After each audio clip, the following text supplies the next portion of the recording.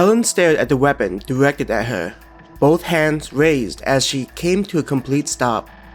The sight of two women in form-fitting protective outfits while wearing gas masks wasn't something she was expecting ever to see in her lifetime. "Who are you people?" Helen heard Roger demand in alarm from outside of the room. Turning her head, she saw Sheila, Roger, Liam, and Michelle back into the room. A gun was seen as it was trained on a group of friends. It didn't take long before several more women of a similar appearance were revealed. "What did you do with Abigail?" Helen demanded at the women. One of them turned their heads and looked back at Helen. "Your friend is okay. She is still propped up against the wall." "How did you people get into this facility?" The woman who demanded an explanation asked again. Still lying on the ground, Timothy explained, "We came in through the entrance." Pulling out a device from one of the many pouches strapped around their bodies, the second woman in the living room said, "State your identification number." "Charlie, 00059318. Timothy listed off a series of words and numbers. Helen didn't know what Timothy was saying, finding the way he pronounced the words and numbers to be strange. She noticed the woman typing into a device, none of them saying anything, standing tensely. Without warning, the woman lowered her weapons. Helen looked and saw the others doing the same, looking relaxed compared to previously. "How did you gain access to this place?" The first woman asked Timothy. "Was it your father?" Sighing in relief, Timothy got back up. He didn't look too happy before saying, "Yeah. He informed me about setting up a back door for me in case something happened." "Seems you fucked that up. We know it's your friend out there. Instead of being responsible and not spitting in your father's face, who could have been sent away for the shit he pulled, you gave access to a spy." Her voice sounding disgusted by Timothy's actions. Timothy hung his head down, no longer looking like the guy they had seen when first entering this building. Helen saw the Timothy they had all gotten to know and thought was their friend. It made her wonder who these people were to make Timothy revert to his previous self. A part of her did feel secretly happy that he was getting put to task, especially with how he recently behaved towards them. "Did any of you witness the anomaly on your way here?" The woman who had the device asked as she secured it. "Anomaly?" Helen couldn't help herself from asking the two. "The thing leaving behind all those trails in the hallways," the woman said. Timothy shook his head. "The only thing we encountered was some strange noise in the ceiling. We assumed it was the thing doing all the relocating out there." "Fuck," one of the women near the door said. Each of them looked at the woman who cursed. A sense of dread could be felt growing deep inside of them, judging by how the woman reacted to the news from Timothy. "Please tell me that noise was the creature you people are talking about," Liam said in a pleading tone. "It is. It has to be," Michelle chimed in, sounding desperate. Sheila asked the question they were all dreading. "Whatever's out there can't come in, right?" The first woman sighed heavily. Placing a hand on her mask, she pulled it off to reveal her face. "Squad leader!" The others cried out at the same time. Luscious red hair tumbled down as the squad leader removed the head covering. It didn't take long before they saw a woman who looked out of place, holding a weapon and being inside of a secretive corporate building with a monster roaming the halls.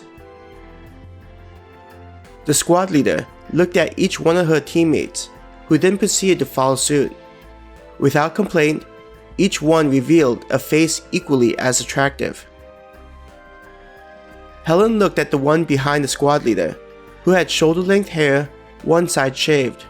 A vicious scar trailed from her cheek and along the shaved portion of her head. It painted a picture of how competent these people were and the training they had to go through. The squad leader turned to look at each one of them, her green eyes seeming to glow slightly. I won't apologize for the rough treatment you guys received. Technically, none of you should be in this section of the building, regardless of who their father is. She looked at Timothy. My name is Bella, squad leader of the covert security team stationed in this building. Squad leader.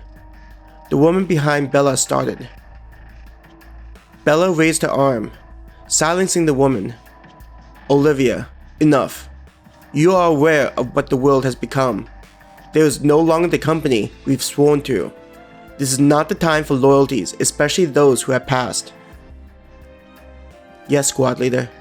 Olivia looked ashamed for being chastised. Looking at the others, Helen could see they agreed with their leader's opinion.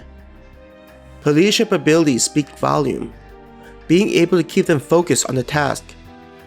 I don't know if I could be able to have developed such loyalties. Smiling bitterly, Bella continued. I don't tell you this information lightly. The situation demands we work together, considering what is out there.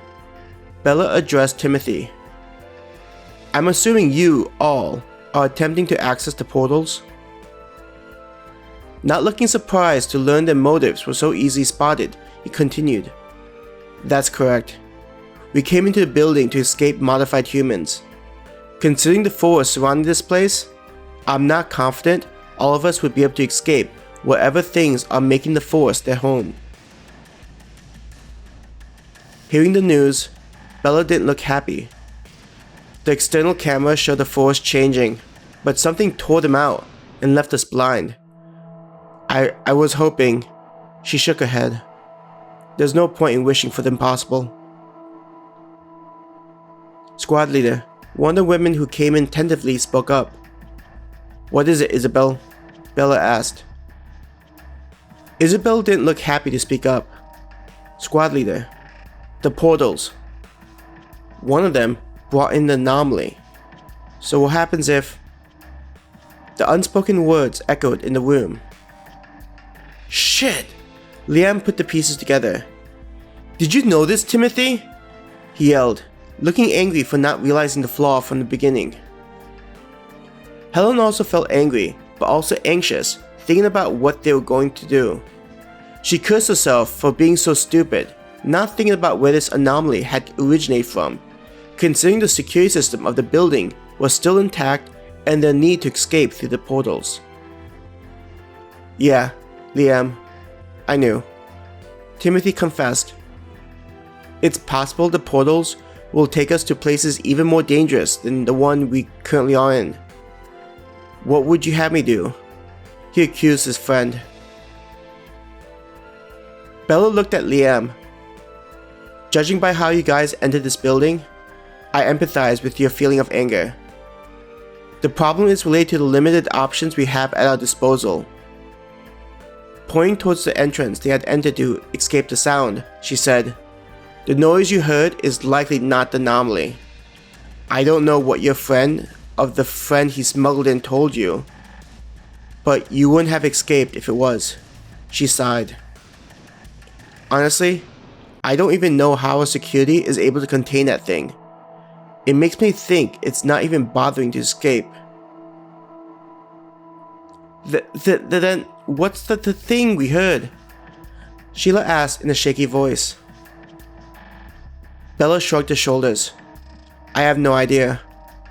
We were ordered to stay out of its way after it had... Her face twisted as if remembering something unpleasant. The point is, our current position isn't as secure as it looks.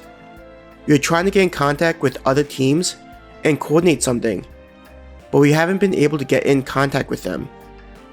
With our orders now no longer in effect, we have been checking some last-minute things before getting ready to escape. Hearing Bella's plan, regardless of the dangers, didn't sit well with Helen.